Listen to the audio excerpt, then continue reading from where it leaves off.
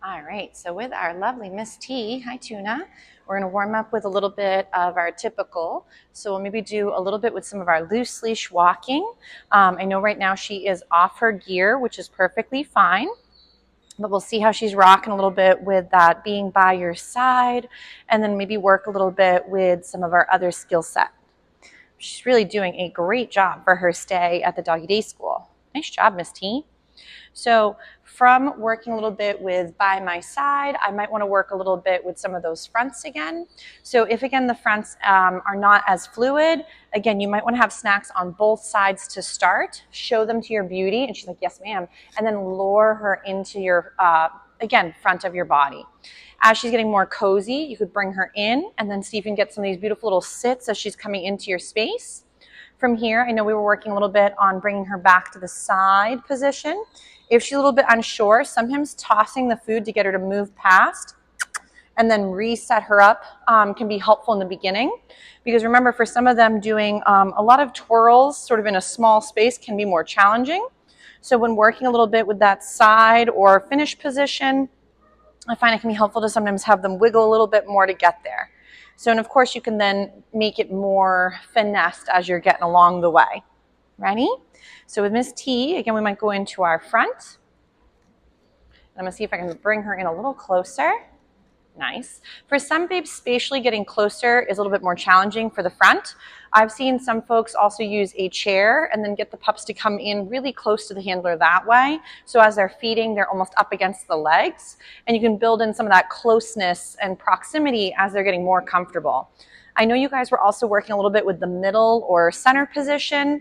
One of my favorite ways, which I know I mentioned in class, is show your puppy your snack, toss it through your legs, have them go through, and then see if you can lure them back in through the middle position and feed for while they're there. Nice job, cuteness. If in the beginning you just get a standing position, perfectly fine.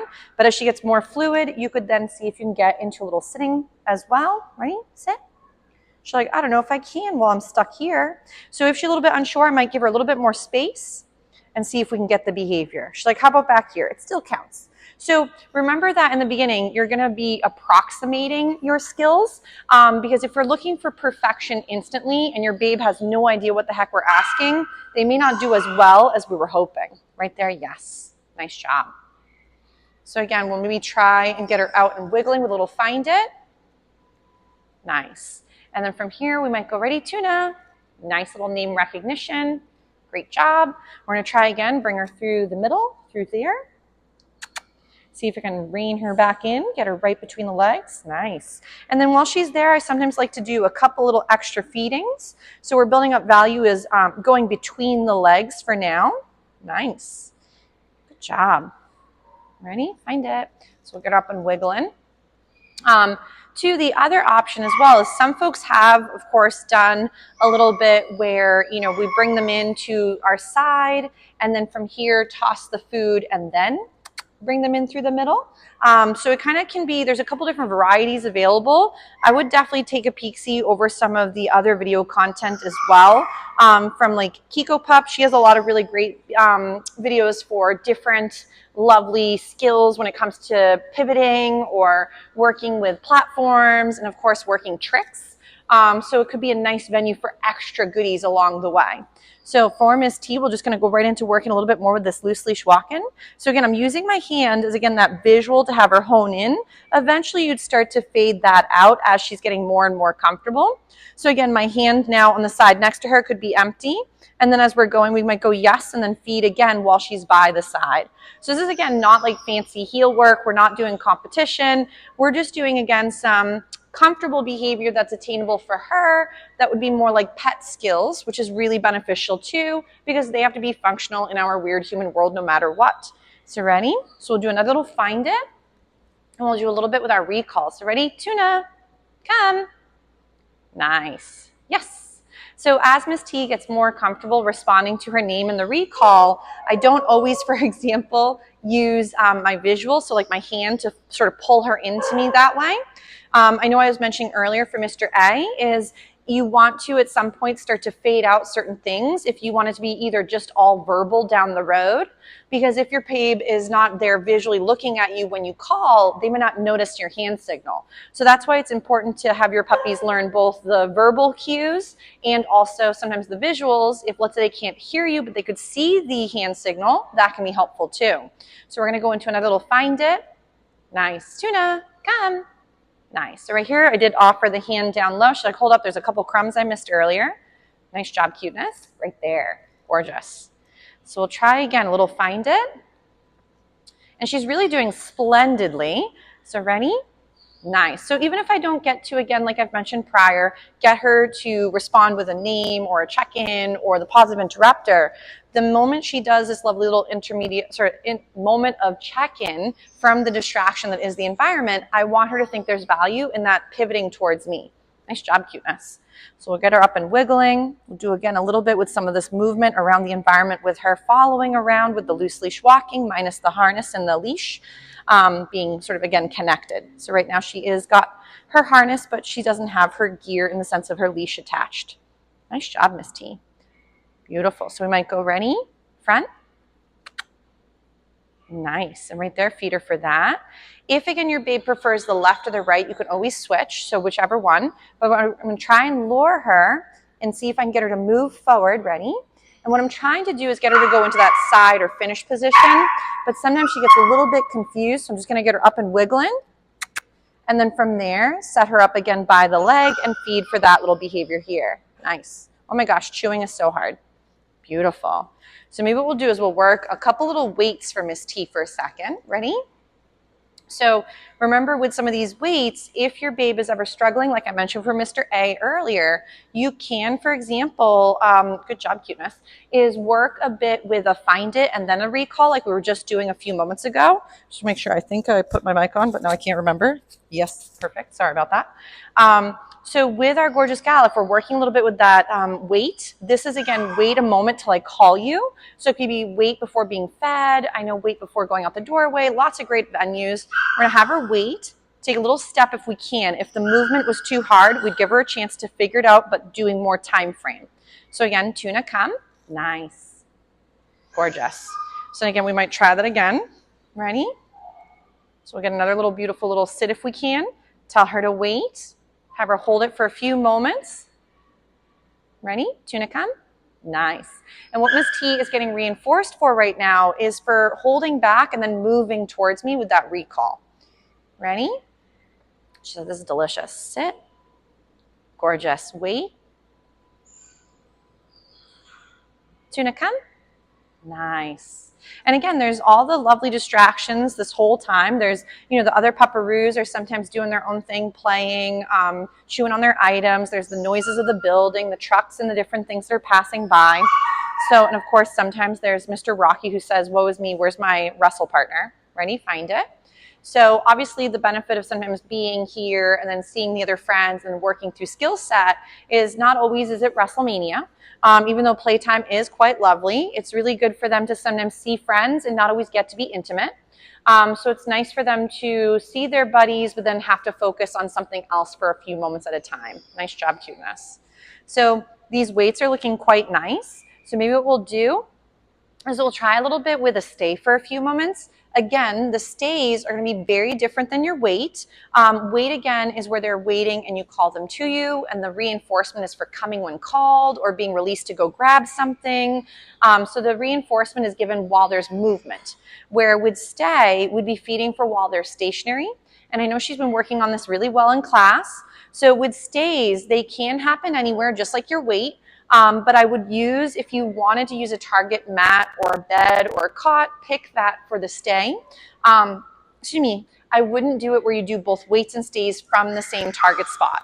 So for example, if I'm ever going to be doing a stay and implementing it onto a dog bed, I want to keep the dog bed for just the stays, not my weights as well. So I'm going to tell her to stay. I'm going to have her hold it for a few seconds. I might add a little bit of wiggles. And then yes to feed. So again, we're just kind of adding a little bit of duration for starters. I am doing a little bit of wiggle because she's been doing so nicely in class with mom and dad practicing some movement around her. So this is really nice that she's able to sort of start generalizing some of these skills with me versus, you know, her family. Gorgeous. Nice. So as she's doing really well with this, you'll see that my rate of reinforcement is still rather high. So I'm still going back and feeding her every few seconds, but I might be adding more movement or more distance. But if, let's say, your babe was ever struggling with you taking any steps backwards or adding sideways movement, I'd make it where the only time you add distance is when your time frame has gotten really good. So if, let's say, she's able to hold her sort of sit her down stay for 5, 10, 15 seconds between each interval of food, then you can start to shorten that, but then add more movement or distractions from your end or the environment. So this is really pretty. Nice, yes. So remember, you'd only say the stay word once. So when you first set her up, if she were to break, which means she, again, got up and wiggled or she got a little distracted, she's not going to get into trouble for wiggling. We would just reset it up if it's possible. If your babe is nervous, chewing is still optional. But if your babe was nervous or overwhelmed or way too excited over something, I wouldn't go and force them back into the stay if they're saying they're having a rough time. Because remember, that's a great way to poison your behavior or your skill set and start to make a stay into a negative scenario where no matter what your babe might be telling you for comfort range, we're ignoring them and then forcing it anyway. So this is where I would still work on making stays feel relaxing and attainable, not a forced situation.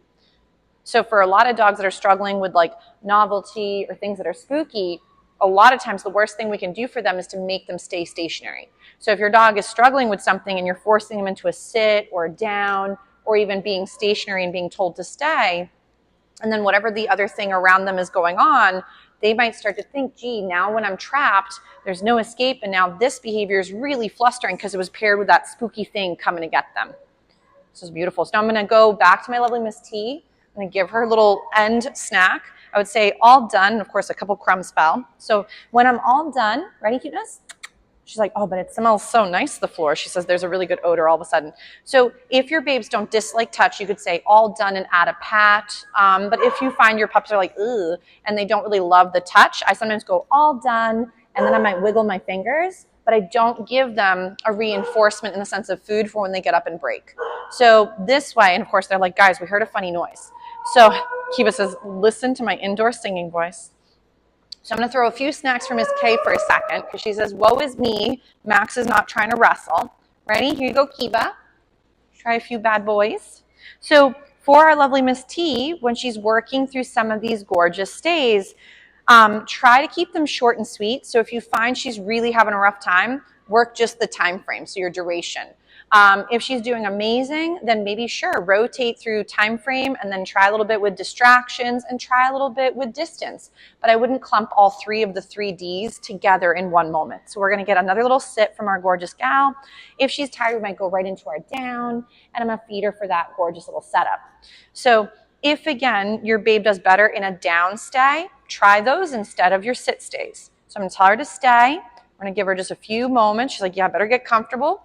I really love the more relaxation sort of settle versus the almost like a Sphinx down where they're ready to pop back up. Those are great too. But right now I'm just trying to work on relaxation and taking a break and sort of vegging in a spot. I want the dog to feel really comfortable and relaxed. So her body language right now is saying that she's feeling pretty good, which is great. Even with her classmates doing some woo-wooing in the distance. So it's really nice. So again, as she's working this sit or down stay, right now a down, you'd be able to start implementing, maybe you do a little bit of a change in the way you approach. So like, let's say normally I'm always facing her, maybe I'm standing sideways, and then I go and approach her from a different angle. So that way, no matter what I might be doing physically, it doesn't mean anything different than the stay itself. We sometimes turn into a little bit of robotic creatures when we're doing certain skills in an attempt to not have the dog wiggle. I find your best bet is keep your gait or your movement normal. So if you tend to, walk a certain way, or you want to practice going and sitting at the chair, you just kind of try to keep your body more relaxed than rigid as you're trying to keep them from breaking from the stay. Because remember, your pup taking a moment to sometimes not do well and they're breaking from something. Could be them saying, I'm finished, this is too challenging, I don't understand. So don't view it as disobedience, but instead communication. And remember, if we scold mistakes, you're probably going to create a dog that's very scared to even try to be right because they're so worried about being wrong from our perspective, and then getting a correction.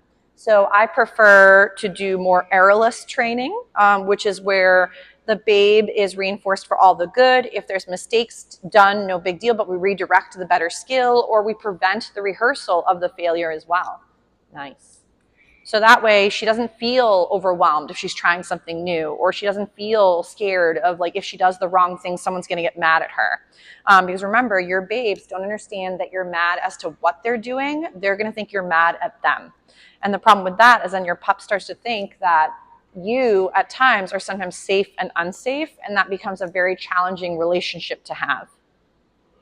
Nice. This is beautiful. And I'm, again, not saying that that's what's going on with Miss T or anybody at the household, but it's just things to remind ourselves that sometimes when we get frustrated, we get very loud and at times a bit spooky. And this doesn't mean that you can't be a human and lose your temper here and there.